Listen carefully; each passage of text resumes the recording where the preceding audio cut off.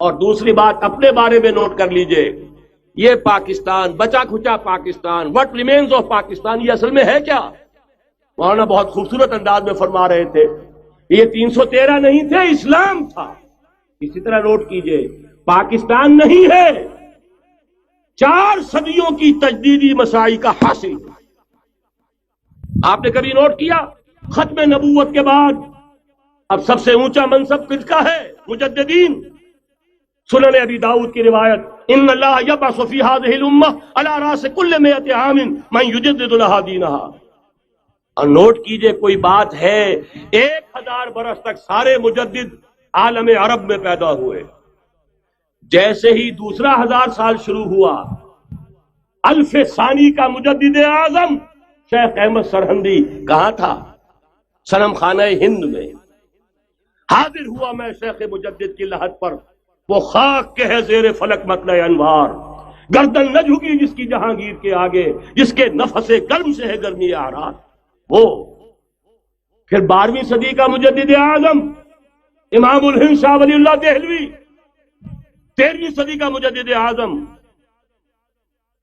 سید احمد بریلوی، اس کے خون کا امین اور اس کے ساتھ کے شہداء کے خون کا امین، ان کے جسموں کا امین آپ کا خطہ ہزارہ، آپ کا خطہ سوات، اس میں ان کی جانیں ہیں جو دی گئی ہیں۔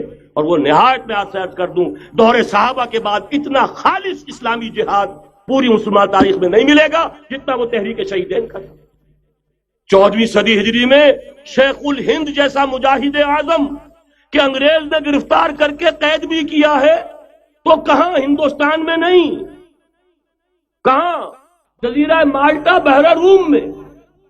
اقبال کے نفس سے ہے لالے کی آگ تیز، ایسے غزل سرا کو چمن سے نکال دو۔ کہیں ہندوستان کی کسی جیل میں ہوا تو شاید اس کے نفس کی گرمی ہی سے کوئی حرارت پیدا ہو جائے۔ اور اسی صدی میں 14ویں صدی ہجری میں اقبال جیسا مفکر، اسی 14ویں صدی ہجری میں مودودی جیسا مصنف، اسی 14ویں صدی ہجری میں مولانا الیاس جیسا مبلغ رحمہم اللہ، عظیم شخصیتیں آج پورے عالم اسلام میں آپ کو تبلیغی دوست ملیں گے۔ یہ کہاں سے شروع ہوئی تحریک؟ دہلی کی ایک چھوٹی سی مسجد سے، وہ مسجد بنگلے والی اب تو بڑی عالیشان ہو گئی ہے، جب وہاں شروع ہوا تھا کام بڑی چھوٹی سی مسجد۔ یہ سارے کام یہاں کیوں ہوئے؟ پورا عالم اسلام آزاد ہوا، کہیں نعرہ اسلام کا نہیں لگا، کہیں عرب قومیت پر، کہیں کسی اور عصبیت پر تحریکیں چلی ہیں، صرف تحریک پاکستان تھی کہ پاکستان کا مطلب کیا؟ لا الہ الا اللہ۔ کوئی سبب ہے کہ یہاں قرارداد مقاصد پاس ہوئی، حاکمیت اللہ کی ہے، کہ اکبر نام لیتا ہے خدا کا اس زمانے میں۔ یہ سارا ماضی سامنے رکھیے اور حضور کی دی ہوئی پیشین گوئیوں کا مستقبل سامنے رکھیے، ان دونوں سے ثابت ہوتا ہے اس خطۂ ارضی سے کچھ ہونا ہے۔ اگرچہ بھٹکے ہوئے ہیں لیکن کبھی بھولی ہوئی منزل بھی یاد آتی ہے راہی کو، اور بھٹکے ہوئے آہو کو پھر سوئے حرم لے چل۔ اس کی ضرورت ہے مسلمان کو، پھر اس کا مقصد یاد دلایا جائے۔ پاکستان اس لیے نہیں بنایا گیا تھا کہ ہمارے ہاں ٹاٹے اور برلے نہیں تھے تو ہمارے پاس اس کے بھی باپ وجود میں آ جائیں، اس لیے تو نہیں بنایا گیا تھا۔ پاکستان اس لیے نہیں بنایا گیا تھا کہ جاگیرداروں کی جاگیرداریاں محفوظ ہو جائیں، پاکستان اس لیے تو نہیں بنایا گیا تھا۔ اور یہ کہ نمازیں اور مسجدیں تعمیر ہو جائیں، مسجدیں تو امریکہ میں تعمیر ہو رہی ہیں عالی شان سے عالی شان، اس لیے پاکستان نہیں بنا تھا۔ آج بھی مسلمان، میں معذرت سے عرض کر رہا ہوں مولانا سے، آج بھی بھارتی مسلمان کی ایوریج نمازی ہونے کے اعتبار سے پاکستانی مسلمان سے کہیں بہتر ہے۔ آج بھی برقع نظر آ جائے گا تو ہندوستان میں نظر آ جائے گا۔ میں نے اپنی آنکھوں سے دیکھا چند سال پہلے، جب مکہ مسجد حیدرآباد دکن میں 3 دن مسلسل میری تقریریں ہوئی ہیں، 10,000 مرد اور 5,000 خواتین، اور ان میں سے کوئی بغیر برقعے کے نہیں تھی۔ ایک سیلاب نظر آ رہا تھا برقعوں کا کہ جب جلسہ ختم ہوا ہے رات کے 12 بجے 3 دن تک متواتر۔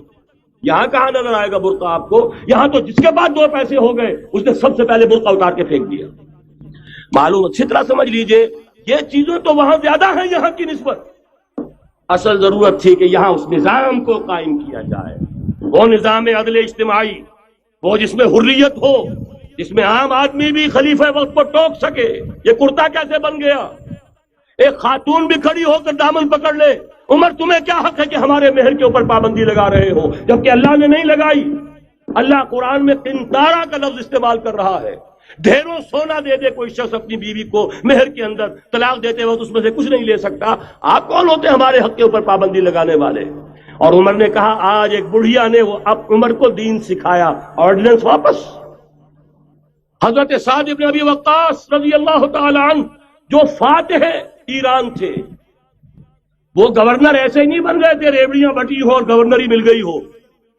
وہ تو خود فاتح تھے ایران کے، اس لیے گورنر تھے. صرف ایک پرچہ پہنچا ہے بارگاہ خلافت میں، حضرت عمر فاروق کے پاس انفارمیشن آئی سعد نے اپنے گھر کے باہر ڈیوڑی بنا لی ہے اور ایک دربان کھڑا کر دیا ہے.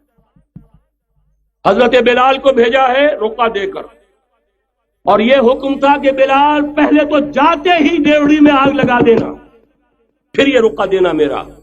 اور رقعے میں لکھا ہوا تھا اے سعد، لوگوں کو ان کی ماں نے آزاد جانا تھا، تم نے انہیں اپنا غلام کب سے بنا لیا ہے. یہ دربان کھڑے کر دیا اپنے آگے. وہ حریت، وہ مساوات کہ جا رہا ہو خلیفہ وقت اور چارج لینے جا رہا ہے بیت المقدس کا، کوئی ذاتی علاج کے لیے نہیں جا رہا، سیر و سیاحت کے لیے نہیں جا رہا، چارج لینے کے لیے بالکل سرکاری وزٹ ہے، آفیشل وزٹ ہے، اسٹیٹ وزٹ ہے. اور حال کیا ہے؟ 700 میل کا فاصلہ طے کرنا اور ایک اونٹنی، کوئی انٹوریج نہیں، کوئی خدم و حشم نہیں، کوئی جمبو جٹ بھرے ہوئے نہیں، کچھ نہیں. ایک اونٹنی، ایک خادم. اس ایک اونٹنی پر چونکہ راستے کا راشن بھی ہے لہذا 2 آدمی نہیں بیٹھ سکتے، ایک بیٹھ سکتا ہے. ایک منزل خلیفہ وقت بیٹھا ہوا ہے اوپر اور خادم نکیل پکڑ کر چل رہا ہے.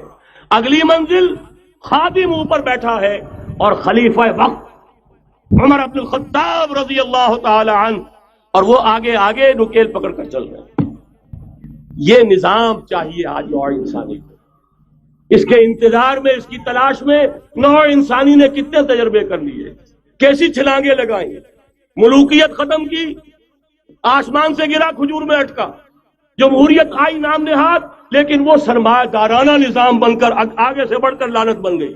پہلے جاگیردار مسلط تھا، اب سرمایہ دار اور کارخانے دار مسلط ہو گیا. اس سے نکلنے کے لیے زور لگایا، کمیونزم کی طرف گئے، چھلانگ لگائی، اب ایک پارٹی ڈکٹیٹر بن کر بیٹھ گئی. انسان رست از یک بند کا افتاد در بندے دیگر، ایک چیز سے غلامی سے نجات پاتا ہے، دوسری میں پھنس جاتا ہے. اور کیوں؟ کہ وہ نظام عدل اجتماعی جو محمد عربی کو دے کر بھیجا گیا تھا، اس کے کسٹوڈین سوئے ہوئے، اس کے کسٹوڈینز کو اندازہ ہی نہیں. یہ نسخہ تو ہمارے پاس تھا، ہمیں عمل کرنا تھا اور دنیا کے سامنے پیش کرنا تھا. پاکستان بنایا اس لیے گیا تھا کہ ہم اس کا ایک نمونہ دنیا کے سامنے پیش کریں گے. قائد اعظم نے فرمایا تھا کہ ہم یہ چاہتے ہیں کہ پاکستان کی صورت میں عہد حاضر میں اسلام کے اصول حریت و اخوت و مساوات کا ایک نمونہ قائم کر کے دکھائیں. کہاں ہے وہ؟ بھٹک گئے، سو گئے. یا قرآن جھوٹا ہے یا ہم میں ایمان نہیں. قرآن کہتا ہے انتم الاعلون ان کنتم مومنین، اگر تم مومن ہوگے تم ہی سربلند رہو گے. سلسلہ چشتیہ میں بیعت ہو گئی، سلسلہ سہروردیہ میں ہو گئی، سلسلہ نقشبندیہ میں ہو گئی، سلسلہ قادریہ میں ہو گئی. اب آؤ بھائی سلسلہ محمدیہ میں بیعت کرو، اور سلسلہ محمدیہ جہاد کی بیعت ہے.